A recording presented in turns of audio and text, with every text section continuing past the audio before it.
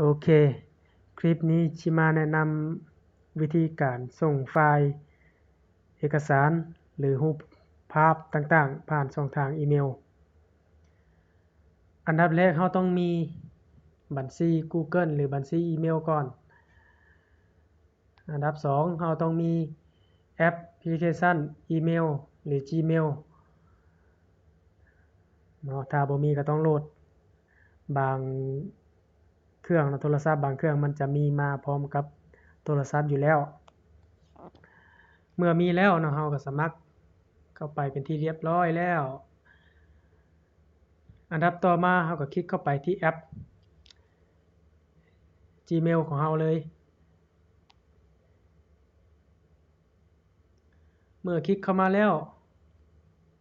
อยู่ในหน้าหลักของ Gmail เนาะสำหรับโทรศัพท์มือถือด้านขวามือมันสิแนะนำว่า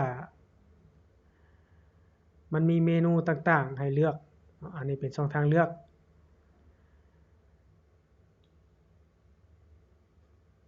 ว่าเราต้องการเฮ็ดหยังเราต้องการเบิ่งหยังสำหรับเมนูนี้ส่วนด้านเทิงสุดเบื้องขวามือมันเป็นชื่อ Gmail ของเรานี่เนาะชื่อ Gmail ของเราของข้อยนี่สมัครผ่าน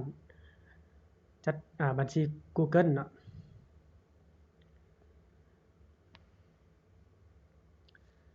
สำหรับวิธีส่งเอกสารหรือส่งไฟล์รูปภาพวิดีโอต่างๆไปหาปลายทางที่เราต้องการส่งสำหรับโทรศัพท์บางเครื่องมันจะมีเครื่องหมายบวกเพื่อเขียนเพิ่มอีเมลปลายทางที่เราต้องการส่งหาคือของข้อยนี่มันเป็นเครื่องหมายบวกด้านลุ่มสุดเบื้องขวามือเนาะเราก็คลิกเข้าไปคลิกเข้ามานี่เป็นผู้ติดต่อรายหนึ่งแล้วที่เราต้องการส่งหาตัวอย่างข้อย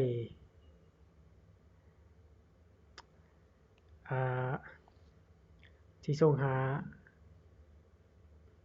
อีเมลปลายทางตัวนี้เนาะนี่พิมพ์เข้าไปอันนี้คืออีเมลปลายทางเรื่องหยังเนาะ